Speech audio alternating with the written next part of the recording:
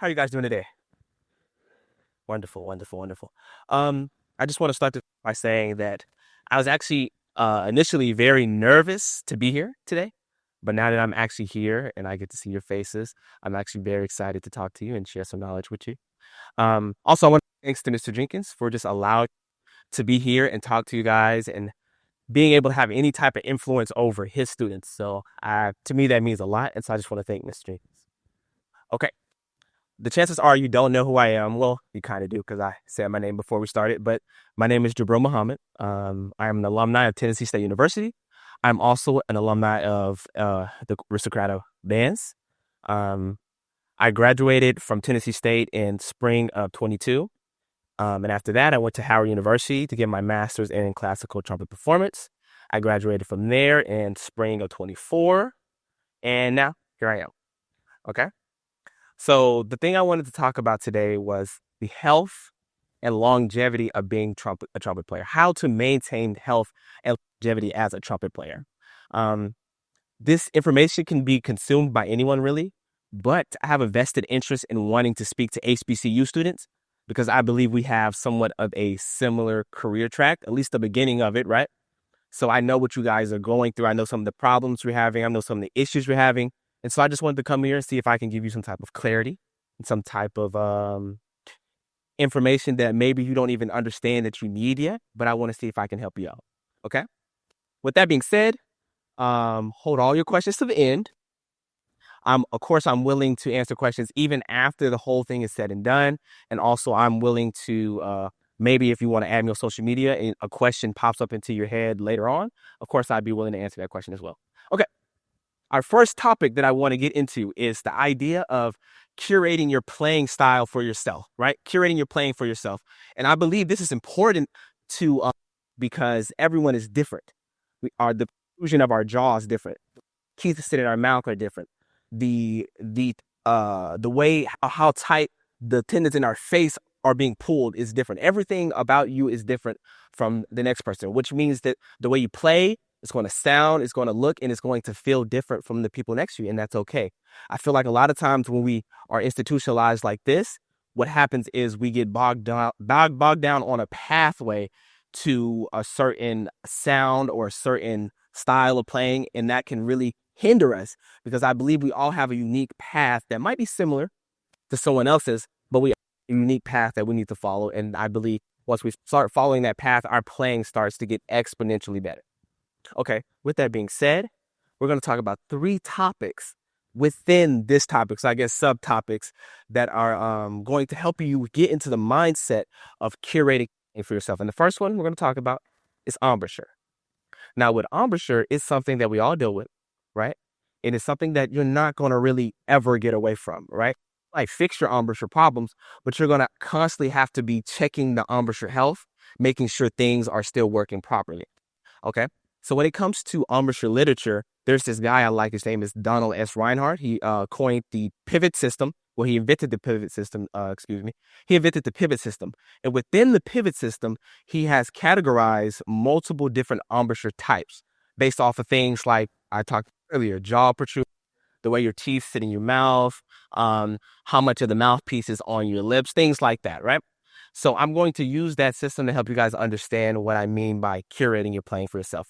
But before we get into that, I just want to preface by saying the pivot system, Reinhardt's pivot system, is a very elaborate system that talks about a lot than just embouchure. But for today, we take the broad topic of embouchure. We're going to talk about that.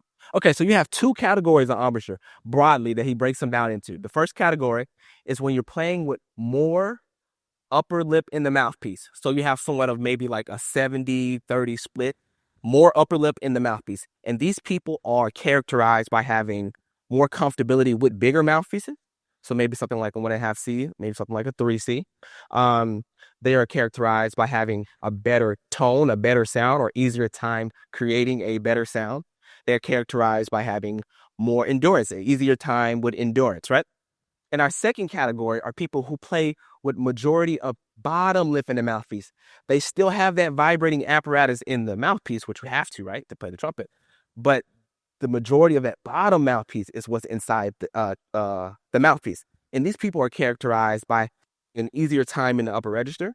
They're characterized by having a little bit more comfortability with smaller mouthpieces, and they're also characterized by having a little bit easier time with things like flexibility. So we have these two categories, and remember, our topic is to curate your playing for yourself. Now, I want you to imagine if you fall into one of these categories, but you're trying to play on something that does not work for you, right? For example, me, Mr. Jenkins can tell you when I was here at TSU, I used to play on really big mouthpieces, 1.5C, 3C, things like that. And I sounded fine. I sounded good. I had that really big, robust orchestral sound that I was looking for, but always something missing. It felt like something was like, I was like, man, it feels good. And I would always tell myself, like, man, is this what trumpet is supposed to feel like? If it sounds good, but it doesn't feel efficient. It doesn't feel good. But it wasn't until I got to Howard University and I started studying with Fred Every III that he told me, he was like, man, what mouthpiece are you playing? I was like, I'm playing on a 3C. He was, that might be too big for you. And at the time, I was like, too big. A 3C is too big for me, right? Because I had been led to believe that you're supposed to work your way up to a mouthpiece, which there is some in that. I do definitely agree. There is some truth in that, but I don't believe that's the whole story, right? So once I ended up over to a 5C, this is what I play on now. I play on a Pickett 5C, a little bit deeper than the Bach 5C. Once I switched over to a 5C, I started to really excel because everything started to feel more comfortable, more efficient. Things started to work better. I started to say, that's what that's supposed to feel like, right? And things started to really into place for me. But I was trying to follow up me, right? And that's not to say that I'm never going to play on a deeper mouthpiece, right? Because, what if I do play for something, do like an orchestral type of gig, right? This maybe like Handel's Messiah, that I might do want something that's a little bit deeper to give me that sound, right? But my daily driver, I'm going to be a 1.5C or a 3C because it doesn't work for me, right? So that was the first subtopic that I want to talk about to get you in the mindset, understanding how you can follow your own path that is dictated by who you are structurally, right? The second one, let's talk about practice time in the practice room. When I was at TSU, I used to always spend like hour and a half in the practice room at a time, right? Maybe I would clock in 3 or 4 hours in a day, right? Which is cool. There's nothing wrong with that. But what I realized was that doesn't really work for me. When I got to Howard University, what I started to do, I started to practice like 30, 20, 15 minutes at a time. And what I realized was that worked a lot. I know practice for hours at a time, hour, 30 minutes at a time. I know people for 15 minutes at a time. I know people who practice for 30 minutes at a time. But I had been led to believe that people would always say like, oh, Wynton Marsalis, he practices 8 hours a day. Miles Davis, he practices this much a day. And I almost felt like I had to rush the process, right? I had to rush the process. So I was like, okay, I got to get in the practice room. I got to practice for an hour and a half. I got to practice for 2 hours. I would set my timer. But in the long run, that's giving me diminishing returns. And even further, pushing it too further, I'm regressing at some point, right? So I realized that I don't in the practice room because that doesn't work for me to stay in the practice room for an hour and a half, right? It doesn't work for me. Being in the practice room for 30 minutes at a time works very, very well for me. 30 minutes, take like 15 minutes off, come back 30 minutes. And then that way I can clock like 3 or 4 hours in a day. When I was at Howard, there used to be the sign in the practice room. It said, if you're not practicing 4 hours a day, you're behind. I hated that sign because I feel like all the young trumpet players I've ever been proximity to, they don't even understand how to practice. They can't practice 4 hours a day. That's me trying to get a young trumpet player, freshman who's just coming in out of high school to practice 4 hours a day. They're going to end up hurting themselves in the long run. They should not be doing that. They don't even understand how to. So I always hated that sign. And I kind of hate this almost culture of practice. You do have to practice. Let me get that straight. You definitely do have to practice, right? But there are ways to do it that works for you, right? That's the second topic I want to talk about to get you in the mindset of understanding what I mean when I say curate your playing for you. What works for you, right? Another way, and the last way I want to talk about curating your playing for you is I'm going to use a fundamental articulation. Now, some of the best articulation advice I've ever received wasn't in person, it was on YouTube. It's by a guy named Adam Roper. And it was very simplistic. He was like, just get in the practice room and try something. Just try something. When I first heard that, I was like, nah, that don't even sound right. Don't even sound right. But it wasn't until I was at Howard University, and my professor, he was like, your articulations, you're giving me too much articulation and not enough note. And at the time, that didn't make any sense to me. And what I did is I just started playing. And then the next week, he was like, I don't think you really understood what I was saying. You're giving me too much front to your note. You're not giving me actual note behind your note. You're playing notes, not articulations, right? And then when he said that, I was like, okay, that makes a lot of sense. And so I went into the practice room. I took Adam Rappa's advice, and I just started trying different things. And I realized for me, I had always been taught the tongue, with the very tip of your tongue, very tip of your tongue. But I realized I have a longer tongue. My tongue's slightly elongated than I've noticed that people around me have. So instead of tonguing with the very tip of my tongue, I started tonguing more the face of my tongue. And that actually started to give me the articulation that I was looking for, right? And I didn't really understand what that meant until I started to look at the Reinhardt's pivot method. I was listening to someone talk about it, and they were like, well, everyone has a different size tongue. So why would we all tongue the same, right? Why do we have a one path, one thing tongue this way, right? But I'm also not saying that different parts of your tongue don't give you different articulations. Of course they do, right? Or different, maybe softness, different styles of articulation. Of course they do. What I'm saying is maybe because of the size of your tongue, you start from a different spot than someone else does. Okay? So these three topics, we had embouchure, we had practice room time, we had articulation. Three completely different things, aspects of your playing that can really, in my head, if you start take things and understand that you have to curate your playing style to yourself. You cannot follow someone else's.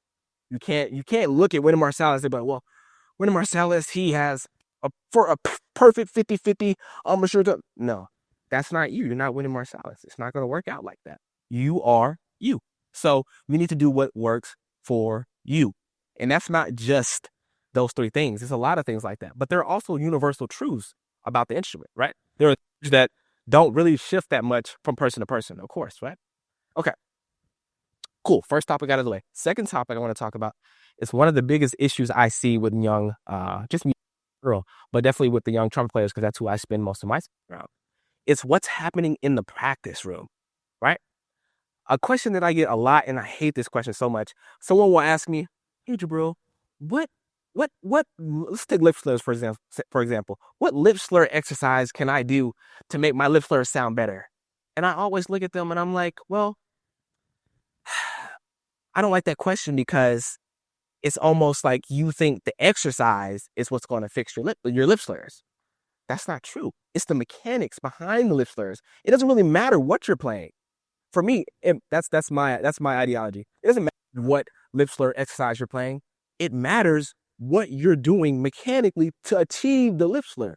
The exercise doesn't matter. You can play anything, but there are superior lip slur exercises, of course. But I don't think it really truly, at the end of the day, matters. So, for example, for me, lip slurs was always a problem. Anytime I had lip slurs in thick, I would get this little feeling in my chest, and I was like, I think I'm going to miss this lip slur. I think it's going to sound bad. It's going to sound harsh or whatever it is, right? And I would ask everyone, when I was a teacher, I would ask everyone. I would ask freshmen, juniors, sophomores, seniors, super seniors, graduate students. I asked my lesson teacher, how do I do a lip slur?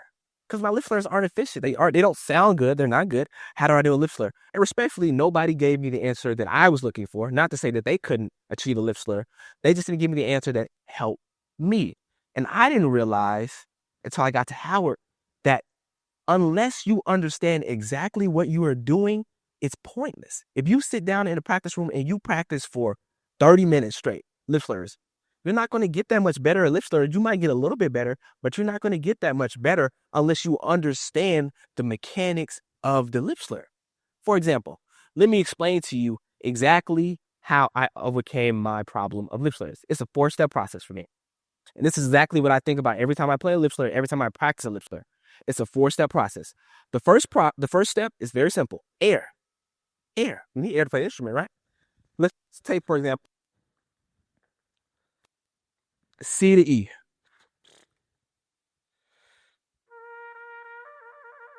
Right? When you go from C to E, you have to blow C air and E air. C has a different stream of air than E, right? E's going to have a little bit more, slightly bit more. So it's that simple. You need C air to E air. Simple. First step out of the way. Second step, your aperture, your lips, right? Your lips come together to form your aperture. Your aperture. When you're playing a C and you're playing an E, your lips are in a different position. When you're playing a C and an E, right? They're slightly more together when you're playing that E, right? Very subtle, but it's slight, right? Air, lips. Third step is the tongue arch, right? The tongue arch. Your tongue is constantly arching in your mouth when you're ascending and you're descending on the trumpet, right? So that means that C and E have a specific spot they want to sit on the tongue, right? So ta e ya e ya e ya. You just have to find that tongue arch for C to E. Third step. And last step, to tie that all together, you need some form of compression. You need some form of compression to tie all of those things together. And once I figured out those 4 things, my lip slurs is anytime I see a lip slur now, I get excited because I'm like, oh, I'm about to really do this, right? So I'm saying all of this not to explain to you how to do a lip slur, but I'm sure if you got something from that, I'm glad. I'm doing this to help you understand that you need to look at things on a deeper level when you're practicing lip slur, articulation, the upper register. There's a formula for all of it. You're not going to get better at high notes by sitting in the practice room and playing high notes. Maybe you might get a note or two, but it's not going to be efficient. It's not going to be effective, and it's probably not going to sound the best. If you don't understand the step that it takes to play in the upper register, just playing in the upper register is not going to make you be able to play in the upper register better and more efficiently. Okay? Okay, that was the second thing I wanted to talk about. That's one of the biggest troubles I see with younger musicians. And the last thing I want to talk about before we get into the live lessons, is health, actual health, right? I know I said the topic of the discussion was health and longevity. I believe all these things tie into health and longevity because I believe if you follow someone else's path, trying to find your own path, you're going to end up hurting yourself because you're doing something that's not efficient for you, right? I also believe that if you're not doing your fundamentals correctly, you're not doing these things in the practice room correctly, then you're going to end up hurting yourself. You can only play in the upper register for so long incorrectly before your body gives up on you. That's the truth. So, and it will give up on you. Right now, you're young and you bounce back quick. But one day, you might have like a practice session and then you might, oh, that didn't feel good. And then it'll go downhill from there. But that being said, health. I want to talk about health. I'm assuming everybody in here is a marching band. That's the assumption I'm making. Now, when you're in the marching band is a very, very intense thing. It's intense, right? It's an intense amount of playing. So that means you need to have an intense amount of rest. If you have an abnormal amount of playing that you're doing in the fall semester, you need to have an abnormal amount of rest. It has to happen. It has to happen. Trust me. Now, when I say that, I understand that during the fall semester, you are extremely busy because I was also a part of 2 HBCU marching bands. So I get it. You're extremely busy in the fall, but it has to happen. So for example, let's take the summer, for example, when you have a lot of time to yourself, right? In the summer, this might be a lot of kind of controversial, but during the summer, you should not find yourself, in my personal opinion, you should not find yourself in anybody's mass band verse. If you want to be a collegiate trumpet player and you want to be a professional after you leave, you should not be in anybody's mass band verse. There's absolutely no net benefit for you being there. Okay. You should also not be meeting up. Listen, you should also not be meeting up with your friends in the parking lot to crank up for Instagram. Okay. What you need to be doing in my thought process, endurance is a very slow and methodical process. It takes a long time. Now, you might be thinking, but we come for a mark band and we do 2 weeks and I feel stronger. I believe that's you're just being conditioned.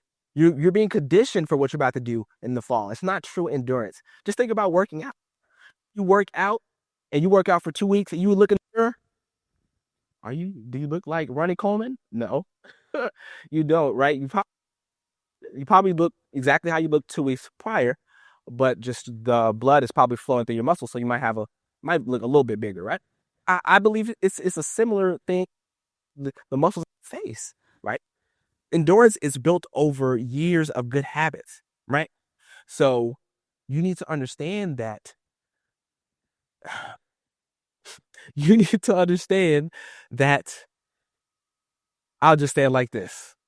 Marching band is a very intense thing. Like I said before, you need your rest. You have to rest. For example, in the spring semester, uh, you might have noticed, I always notice, you know, people used to say, marching band builds endurance. We're playing loud and high all day. That doesn't build endurance. But playing loud and high all day, like I said, doesn't build endurance. But people were like, oh yeah, I'm strong, I'm strong. But then you would hop into the spring semester and you could barely get through Percy Granger. Don't you wonder why? It's because it's not actually building your endurance. It's conditioning you to what you need to do in the fall. And then when you come to the spring, you got to deal with all of those little nicks and bruises that you had from the fall because you're doing, even now as a professional, I don't do that much playing. I don't do that. Not nowhere near it. Not when I was at TSU at least. Uh, I don't do that much playing, right? I do have my times where my playing can be intense, but not to that degree. Trust me. Um, So yeah, I just want you guys to really understand that your health is something that you take for granted when you're healthy. I heard a quote. It was like, health is like an invisible crown to an healthy man. The only people are people who are sick, right? So you don't understand the, I guess, the privilege to be healthy, right? And so I don't want you to take it for granted. I want you to understand you have your obligations with certain things in life, and you have to go through your obligation, cut and center. That's it. That's what it is, right? But you have to find out how to navigate these spaces while still maintaining your health. Or if you don't, you just won't have a long-lasting career. I think that's as real as I can make it. Okay, cool. Um, that is the end of the presentation. Next, I want to have at least 2 people come up. You can have some type of lesson, live lesson. So could we get a volunteer?